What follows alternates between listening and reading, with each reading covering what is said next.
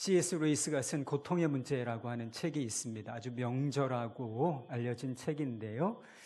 이 고통의 문제에 천국에 관한 언급이 있습니다. 근데 뒷부분에 있는데 천국에 대해서 이렇게 이야기한 적이 있습니다.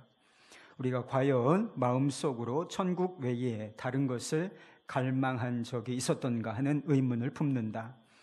인간은 태어날 때부터 무엇인가를 갈망한다. 그러나 그 무엇인가를 붙잡았던 적은 한 번도 없다. 우리 영혼을 깊이 사로잡았던 것들은 모두 그것의 암시였을 뿐이다. 그러나 만약 그것이 정말 모습을 드러낸다면 우리는 그것을 금방 알아볼 수 있을 것이다. 그리고 조금도 의심이 없이 나는 바로 이것을 위해 지음받았던 거야 라고 말하게 될 것이다. 우리가 존재하는 한 이것도 존재한다. 이것을 잃는 것은 전부를 잃는 것이다. 이런 글이 있어요. 우리 주변에 보면 천국을 믿지 않는 사람들이 있습니다. 천국이 어디 있어? 그렇게 이야기하는 사람들이 있죠. 얼마 전에 스티븐 호킹이라고 하는 과학자가 죽었습니다. 그런데 이 스티븐 호킹이 죽기 전에 한 말이 신은 없다. 신은 없다라고 하는 말로 알려져 있습니다. 하나님이 계시지 않다라고 생각하는 사람들에게 천국이 있다. 그들이 그렇게 믿을 리는 만무한 것이지요. 그런데 C.S. 루이스는 모든 사람이 천국을 갈망하고 있다라고 하는 것입니다. 그리고 우리가 존재하는 한 천국도 존재한다. 그리고 천국을 잃는다는 것은 모든 것을 잃는 것이다. 이렇게 이야기하고 있는 것이죠. 한번 생각해 보십시오. 우리는 지금 불완전하고 부족하고 또 악과 고통이 즐비한 그런 세상 속에서 살고 있습니다. 이런 세상 속에 살면서 우리는 무엇인가를 끊임없이 찾고 갈망하고 있다는 것이죠. 부족함을 벗어나 만족을 얻게 되기를 바랍니다. 악과 고통이 우리의 삶 속에서 이 세상 속에서 제거되기를 바라고 있지 않습니까? 우리에게 불행이 제거되고 완전한 행복, 그 기쁨을 누리기를 우리 모든 사람이 갈망하고 있습니다. 그런데 이 갈망의 본질이 무엇인가? 사람들이 잘 알지 못해서 그렇지 사실은 천국에 대한 갈망이라고 하는 것입니다. 우리가 갈망하는 부와 그리고 명예와 그리고 건강 이런 것들은 사실 천국에 대한 암시일 뿐이라 하는 것입니다. 천국이 그 모습을 완전하게 드러내면 우리는 그것이 천국이라고 하는 것을 금방 알아차릴 것이라는 거예요. 왜 그렇죠? 천국이라는 것은 우리가 갈망하는 그 모든 것들이 완전하게 그리고 우리가 갈망하는 것 이상으로 드러나는 곳이기 때문인 것입니다. 여러분 속지 마십시다. 천국은 있습니다. 여러분 천국은 있습니다. 살다 보면 이 문제 저 문제가 중요하게 여겨지시죠. 그러나 가장 근본적인 궁극적인 문제는 바로 이 천국에 관한 문제입니다. 우리가 천국을 얻었는가? 천국을 소유한 자가 되었는가? 이것이 가장 근본적으로 중요한 문제라 하는 것입니다. 여러분 천국을 얻으면 모든 것을 얻은 것이요. 천국을 잃었다면 모든 것을 잃었다라고 말할 수 있는 것이기 때문이죠. 예수님께서는 이 문제의 심각성을 역설적으로 표현하셨어요. 우리 29절과 30절 말씀을 한번 보시겠습니다. 만일 내 오른 눈이 너로 실족해 하거든 빼어버리라. 내 백체 중에 하나가 없어지고 온몸이 지옥에 던져지지 않는 것이 유익하며 또한 만일 내 오른손이 너로 실족하게 하거든 찍어내버리라. 내 백체 중에 하나가 없어지고 온몸이 지옥에 던져지지 않는 것이 유익하니라. 무슨 말씀입니까? 눈은 빼어버릴지라도 지옥에는 가면 안 돼. 오른손을 찍어버릴지라도, 다른 어떤 장기를 찍어내어버린다 할지라도 지옥에는 가면 안 돼. 그렇게 말씀하시는 거지. 여러분, 반대로 천국에 들어가는 것이 그렇게 긴급하고 중요한 문제라는 것. 어떤 대가와 희생을 치르더라도 반드시 얻어야 하는 것, 반드시 들어가야 하는 곳, 그곳이 바로 천국이라고 말씀해 주고 계신 것입니다. 여러분, 예수님께서 하신 이 말씀을 엄중하고 또 심각하게 들어야 하는 것입니다. 여러분, 지옥에서 이 말씀의 엄중함과 심각함을 우리가 깨닫게 된다면 그것은 두려운 일이에요. 다시는 기회가 주어지지 않기 때문인 것입니다. 여러분, 진지하게 생각해 보십시오. 여러분은 천국에 들어갈 자격을 얻으셨습니까? 난 천국을 얻었다, 분명히 그렇게 확신할 수 있는 근거가 있으신가요? 예수님께서는 우리가 천국을 소유한 자인지 점검해 볼 수 있는 가이드라인, 기준점을 제시해 주셨습니다. 그게 바로 20절 말씀이에요. 내가 너희에게 이르노니 너희 의가 서기관과 바리새인보다 더 낫지 못하면 결코 천국에 들어가지 못하리라. 긍정적으로 표현하면 어떤 것이죠? 우리의 의가 서기관과 바리새인의 의보다 더 나아야만 천국에 들어갈 수 있다, 이렇게 말씀하고 계신 것입니다. 그러니까 이 서기관과 바리새인들 천국에 들어갈 수 있다는 것인가요? 없다는 것인가요? 천국에 들어갈 수 없다라고 말씀하시는 것이죠. 이 말씀이 산중에서 선포되었을 때 아마 무리들 속에는 대단한 소동이 있었을지도 물론 모르겠습니다. 아마 대단한 술렁거림이 아마 있지 않았을까 싶습니다. 서기관도 바리새인도 천국에 들어갈 수 없다면 도대체 우리 중에 누가 과연 천국에 들어갈 수 있다는 말인가? 아마 이런 느낌으로 술렁거림이 있었을 것입니다. 그럼 의라고 하는 것은 율법, 하나님의 말씀에 순종함으로써 얻어지는 것입니다. 그런데 서기관과 바리새인들은 하나님의 율법을 철저하게 지키는 사람들이었습니다. 그러니까 부지 중에라도 하나님의 말씀을 어기는 일이 없도록 이 율법을 아주 세분화시켰어요. 그래서 613가지로 나누었고, 그리고 이것의 시행 규칙까지 세밀하게 만들어 놓았습니다. 이 율법을 지키려면 이런 식으로 해야 된다, 그렇게까지 만들어 놓았다는 것이죠. 그들은 율법을 지킴에 모자람이 없도록 성경이 요구하는 것보다 더 지나치게 더 그 말씀에 순종하려고 했습니다. 원래 금식이라고 하는 것은 1년에 한 번 금식절기에 하면 됐습니다. 그런데 이 바리새인들은 금식을 일주일에 2번씩 했어요. 일주일에 2번씩. 그러니까 상상할 수 없을 정도로 율법, 성경이 요구하는 것보다 더 열심히 율법을 지키고자 했다는 것입니다. 여러분, 11조 말도 하지 마세요. 이 사람들은 예수님께서 아예 인정을 해주셨어. 채소, 아주 하찮은 것처럼 보이는 이 채소의 11조까지 구별하여 하나님께 드리는 사람들이었습니다. 안식일을 지키라, 이것이 10계명 중에 들어있는 것입니다. 그런데 안식일 철저하게 지키는 사람들이었습니다. 여러분, 지금도 이스라엘에 가면 안식일을 잘 지키고 있어요. 안식일에 대중교통이 운행을 안 합니다. 버스, 지하철, 이런 것이 올스톱이에요. 그리고 일하는 것이라고 해서 전기 스위치도 켜지 않습니다. 엘리베이터 버튼도 누르지 않아요. 돈, 안식일에 절대로 쓰지 않습니다. 물건을 사는 일, 그건 엄청난 죄예요. 그래서 안식일을 이렇게 철저하게 지키고 있는 모습을 보면 서기관과 바리새인들은 안식일을 지키는 데 있어서 더 말할 것이 없다는 사실을 우리가 예측해 볼 수가 있습니다. 사도 바울도 바리새파 출신이라고 했어요. 출신 성분이 바리새인이에요. 그런데 자신이 예수 그리스도를 만나고 복음을 믿기 전에 어떤 사람이었는지를 자신에 관해서 이렇게 말한 적이 있습니다.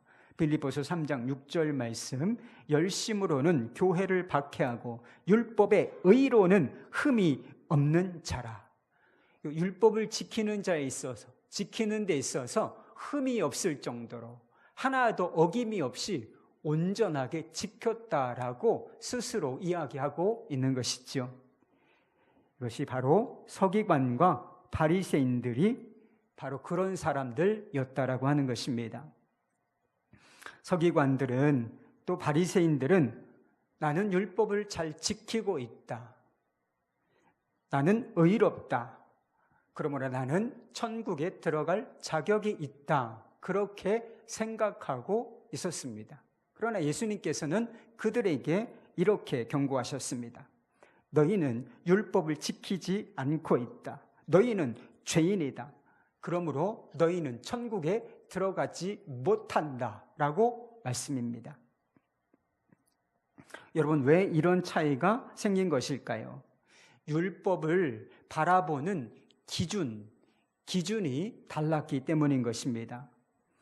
본문 말씀을 보면 예수님께서 율법에 대하여 무엇을 추가하고 더하는 것처럼 그렇게 보일 수 있는 말씀이 있습니다. 옛사람에게 말한 바 무엇이라고 너희는 들었을 것이나 나는 너희에게 이렇게 말한다. 옛사람에게 말한 바, 그리고 나는 이렇게 너희에게 말한다. 어떻게 보면 예수님께서 구약 성경, 구약의 율법에 새로운 것을 추가하고 있는 것처럼 보일 수도 있습니다. 그러나 그런 것이 아닙니다. 예수님의 말씀은 율법이 진짜 의도하고 있는 것이 무엇인지, 율법의 진정한 의미와 정신이 무엇인지를 밝히 보여주고자 하시는 것이었습니다. 여러분, 서기관과 바리새인들은 행동으로만, 외적으로만 하나님의 율법을 지키면 된다라고 생각했습니다. 예수님께서도 외적으로는 그들이 율법을 잘 지키고 있다라고 인정하셨어요. 너희가 겉은 깨끗하다. 그런데 무엇이 문제라는 거예요? 그들의 마음이 문제라 하는 것입니다. 율법에 순종한다라고 하는 것은 그저 행동에 관한 문제가 아니라 우리 마음에 관한 문제라고 율법을 정확하게 해석해주고 계신 것입니다.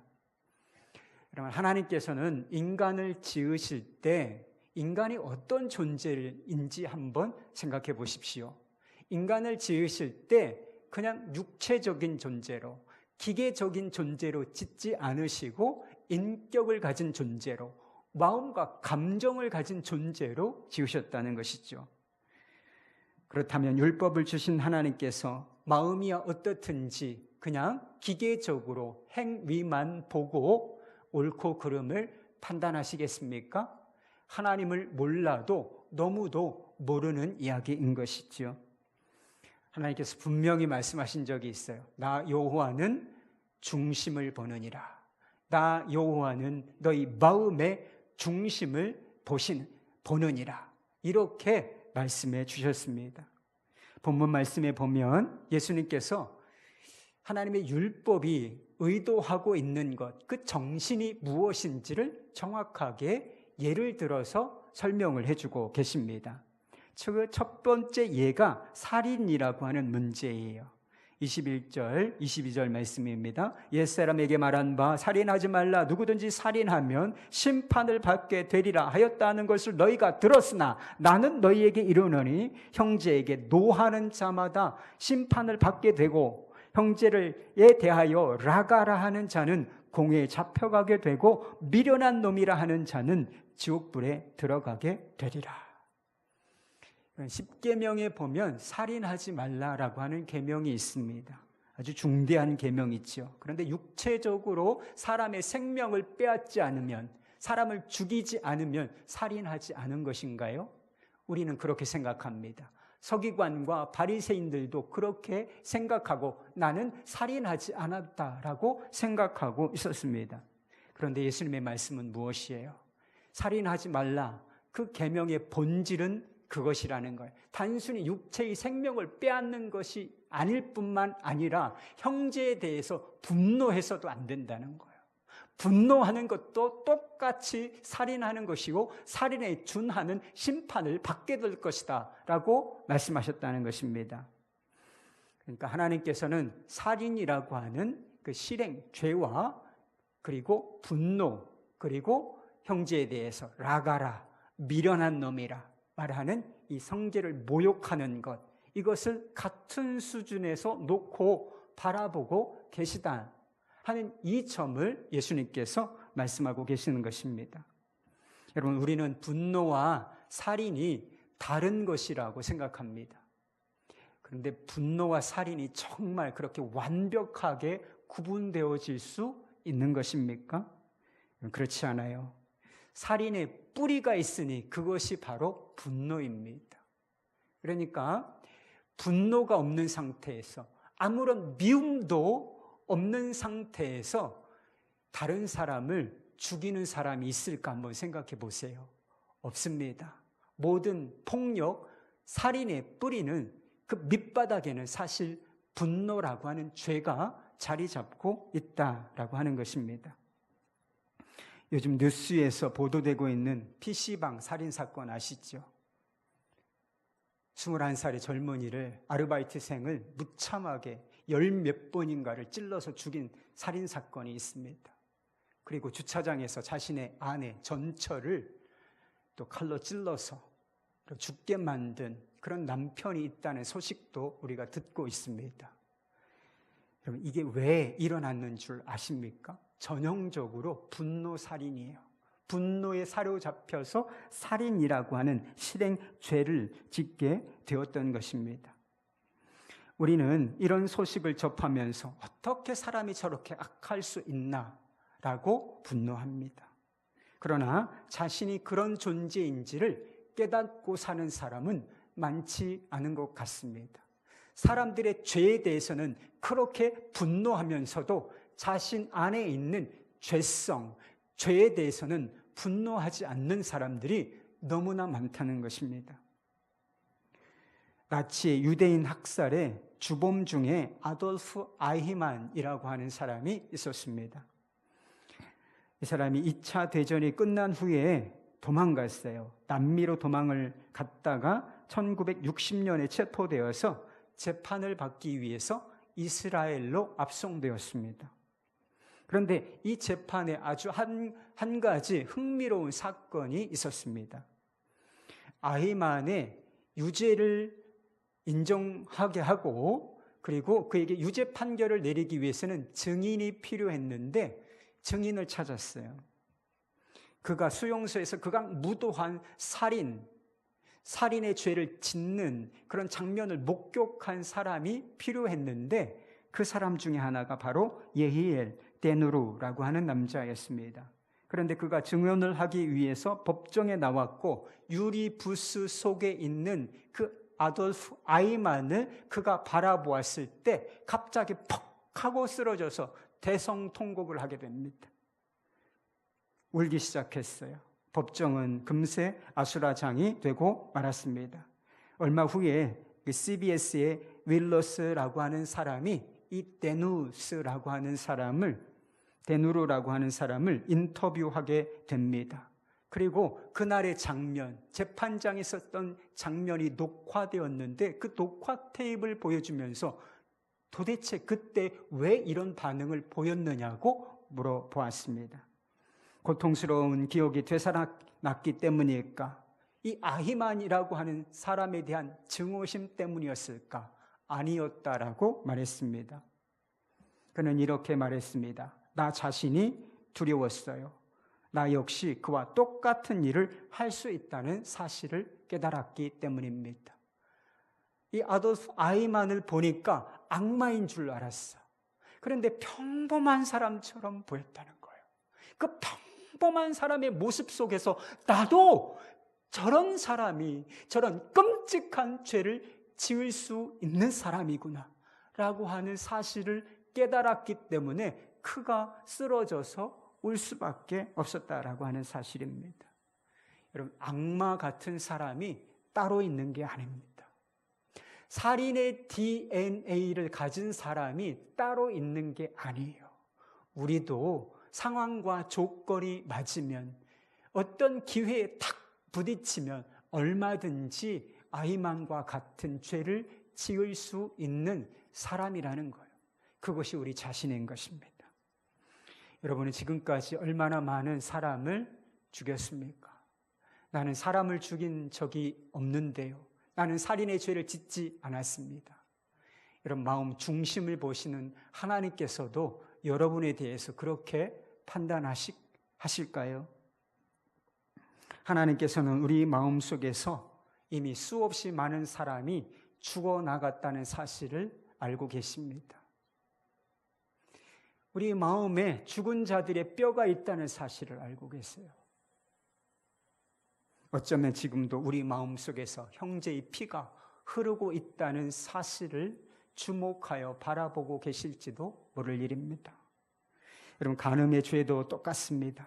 간음이라는 것은 결혼 관계 밖에서 이루어지는 성행위를 말하는 것이죠. 그러나 이것이 단순히 행동에 관한 문제일 뿐이다라고 생각해도 여러분, 이 문제 속에서 이 죄에 대하여 자유롭지 않은 사람들이 이 자리에 무수히 많을 겁니다. 그러나 예수님께서는 더 나가셨어요. 음욕을 품고 이성을 바라보는 사람도 간음한 것이다라고 말씀해 주셨습니다. 그럼 지금도 음란한 사진이나 동영상 같은 거, 이런 거 보시는 분들 계시죠? 다 간음하는 것입니다. 율법에 의하면 돌로 맞아 죽을 그럴 죄를 짓고 있는 것이지요. 예수님께서는 만일 내 오른 눈이 너를 실족하게 하거든 그 눈을 빼어버리라. 만일 내 오른손이 너로 하여금 실족하게 하거든 그 오른손을 찍어내 버리라. 이렇게 말씀하셨어요. 그렇게 하고라도 지옥에 던져지지 않는 것이 너에게 유익한 것이다 라고 말씀하셨지요. 그런데 예수님께서 말씀하신 이 기준으로, 마음 중심을 바라보시는 하나님의 기준으로 범죄를 판단한다면, 그리고 그럴 때마다 우리의 눈이 뽑혀나가고 우리의 손이 잘려나간다면 여러분의 몸 중에 어떤 부분이 살아남을 수 있다고 생각하십니까? 어떤 부분이 도대체 살아남아서 그 육체가 천국에 들어갈 수 있다라고 여기실 수 있겠습니까? 여러분, 하나도 남지 않을 것입니다. 예수님의 말씀은 천국에 들어가는 것이 그렇게 긴급하고 중요한 문제이다라고 하는 말씀이기도 하지만 우리의 의로는, 우리의 실력으로는 절대로 천국에 들어갈 수 없다는 사실을 보여주는 말씀이기도 한 것입니다. 예수님께서는 서기관과 바리새인들이 이렇게 자신들의 수준으로 낮추어 놓은 이 율법의 기준을, 율법의 수준은 원래 위치로 되돌려 놓으셨습니다. 율법의 높이를 보여주심으로써 우리가 얼마나 흉악한 죄인인지를 보여주시기를 원하셨다는 것입니다. 우리의 죄성이 도대체 얼마나 깊은 것인가 라고 하는 사실을 보여주기를 원하셨다는 것. 여러분, 우리의 죄가 얼마나 깊습니까? 우리의 죄성이 얼마나 깊은가요? 그 죄성, 그 죄는 지옥에 닿아 있다는 것입니다. 하나님께서 율법을 주신 이유가 무엇인가? 너 그런 존재야. 내 실력으로는 안 돼. 내 힘으로는 너 절대로 천국에 들어올 수 없다. 이걸 보여주시기 위하여 율법을 주신 것이다 라고 사도 바울이 이야기한 적이 있습니다. 로마서 3장 19절 말씀, 우리가 알거니와 무릇 율법이 말하는 바는 율법 아래 있는 자들에게 말하는 것이니 이는 모든 입을 틀어 막고 모든 입을 막고 온 세상으로 하나님의 심판 아래 있게 하려 함이라. 율법을 제대로 이해하기만 하면 입이 막힌다는 거예요. 나도 좀 괜찮은데요. 저도 선한 일을 좀 했는데요. 저에게도 좀 자격이 있는데요. 아무 말 할 수가 없어요. 그저 입을 막고 하나님, 저는 죄인입니다. 저는 주님의 심판 아래 있는 사람입니다. 이렇게 절절하게 가슴을 찢으며 고백할 수밖에 없게 만드는 것, 그게 율법의 목적이라고 하는 것입니다. 여러분은 자신이 구제불능이라는 죄인임을 깨달으셨습니까? 지옥 불에 던져져야 합당한 존재다 라고 하는 사실을 여러분 깨달으셨습니까? 치열해야 되는 거예요.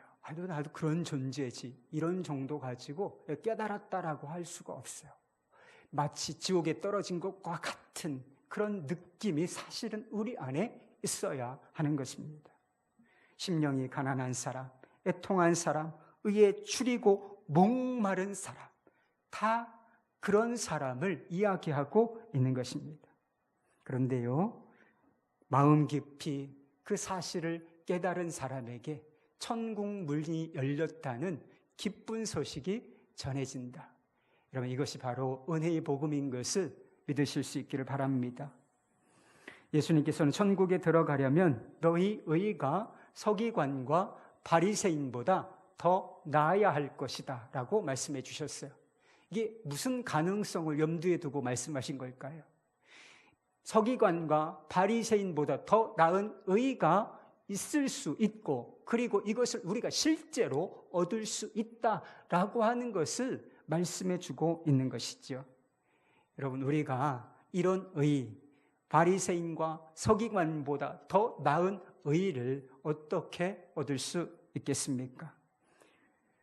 그 의는 바로 예수 그리스도를 통하여 주시는 하나님의 의인 것입니다. 예수님은 율법을 폐하러 오신 것이 아니라 완전하게 하려 오셨다라고 말씀하셨습니다.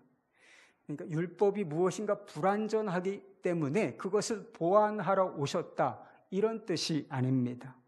이미 하나님의 율법은 거룩하고 완전합니다. 불완전한 것은 그 율법 아래 서 있는 우리 자신일 뿐인 것이지요. 율법을 완전하게 하러 오셨다라고 하는 뜻은 율법을 완성하러 오셨다는 거예요. 그리고 18절 말씀, 이루려 하심이라, 이루어질 것이다 라고 하는 말씀이 있는 것처럼 예수님께서 율법을 이루러 오셨다, 율법을 완전히 성취하러 오셨다, 이런 뜻을 담고 있는 것입니다. 서기관과 바리새인들은 율법을 지키되 그냥 외적으로 행위로만 지키면 된다라고 생각했습니다. 그러나 하나님께서 원하시는 순종은 그것 이상이었다는 것이죠. 내 마음을 다하고 목숨을 다하고 뜻을 다하여 주 너의 하나님을 사랑하라. 내 이웃을 사랑하되 내 자신처럼, 내 몸처럼 사랑할 것이니라. 이것이 하나님께서 원하시는 순종의 수준이었다는 것이죠. 예수님께서는 이 땅에 오셔서 율법에 순종하시되 겉으로만이 아니라 마음과 행동이 일치하는 그런 완전한 순종을 들이셨습니다. 마음을 다하여 목숨을 다하여 아버지 하나님을 사랑하고 이웃을 자신의 몸처럼 사랑해 주셨습니다. 살인과 간음과 거짓으로 이웃을 해하지 않으셨을 뿐만 아니라 형제를, 이웃을 마음을 다하여 사랑해 주셨습니다. 하나님의 뜻을 마음을 다하고 목숨을 다하여 받든 증거, 이웃을 사랑하되 마음을 다하여 자신의 몸처럼 사랑하신 그 증거, 여러분, 그것이 우리 주 예수 그리스도의 십자가예요. 십자가. 예수님께서 십자가 위에서 7마디를 하셨는지 그 중에 한 말씀, 6번째 말씀이 다 이루었다는 말씀입니다. 여러분, 다 이루었다. 뭘 이루셨다는 거예요? 자신의 사명을 다 이루셨다라고 하는 뜻이 포함되어 있지만 더 정확하게는 율법의 요청, 율법의 요구를 다 이루셨다라고 하는 뜻인 것입니다. 여러분, 하나님께서 인정하실 만한 의로운 삶을 살아낸 사람이 누가 있습니까? 지금도 60억의 인구가 있죠. 이 60억 인구 중에 하나님께서 원하시는 수준의 순종을 들여서 의롭다고 인정을 받을 만한 사람이 누가 있나요? 아무도 없습니다. 단 한 사람, 단 한 사람. 인류 역사상 단 한 사람밖에는 없다는 거죠. 그분이 바로 우리 주 예수 그리스도이십니다. 예수님께서 왜 이 땅에 오셨는가? 왜 하나님의 말씀에 온 몸과 마음으로 순종하셨는가?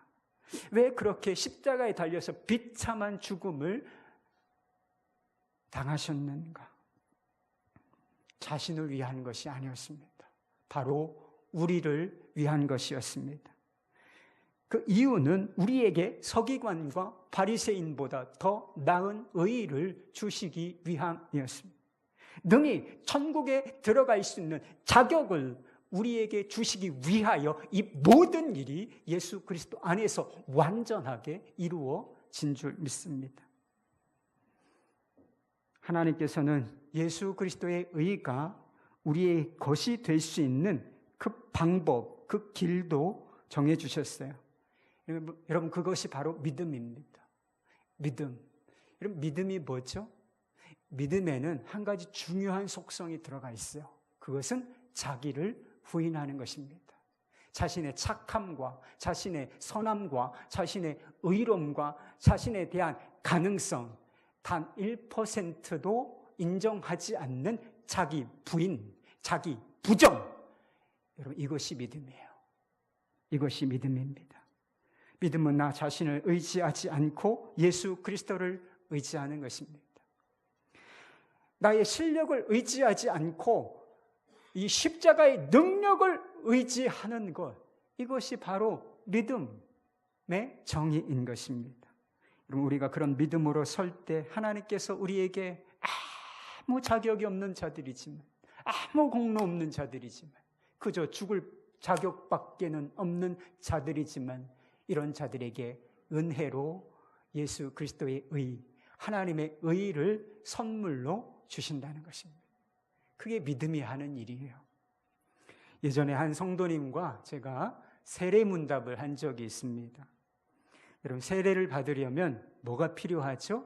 세례받을 믿음이 필요한 것입니다. 그래서 아무렇게나 세례를 드리지 않으려고 저는 작정했습니다. 세례받을 믿음이 있는가를 반드시 점검해야 되겠다. 그래서 이러저러한 질문으로 세례받을 믿음이 있으신지를 여쭈었어요. 그런데 그분이 그렇게 대답하시는 겁니다. 지금은 믿음이 온전치 않지만 믿으려고 노력하고 있습니다. 여러분이 한번 분별해 보세요. 세례 드려야 돼요? 말아야 돼요? 믿으려고 노력하고 있습니다. 세례를 드리면 안 되겠더라고요. 그래서 제가 다시 찬찬히 복음에 대해서 설명을 드리고 복음이, 믿음이 우리에게 하는 일에 대해서 말씀을 드렸어요. 우리가 믿음을 가지고 있을 때 그것이 비록 연약한 믿음이라 할지라도 하나님께서는 성도님을 태어나서 단 한 번도 죄를 짓지 않은 것처럼 도와주십니다. 이것이 믿음입니다. 성도님이 연약한 믿음을 가지고 있다 할지라도 진짜 주님을 바라보고 믿으면 하나님께서 성도님을 이 땅에 태어나서 단 한 번도 죄를 짓지 않은 것처럼 의롭게 완전하게 보아주신다. 그걸 믿으시기 바라요. 이렇게 말씀드렸더니 그분의 반응이 도대체 어떻게 그런 일이 내게 일어날 수 있느냐 이렇게 반문하시더라고요. 여러분, 우리가 하나님께 지은 죄가 얼마나 큰데 하나님께서 내가 태어나서 지금까지 단 한 번도 죄를 짓지 않은 것처럼 나를 보아주신다는 말씀입니까?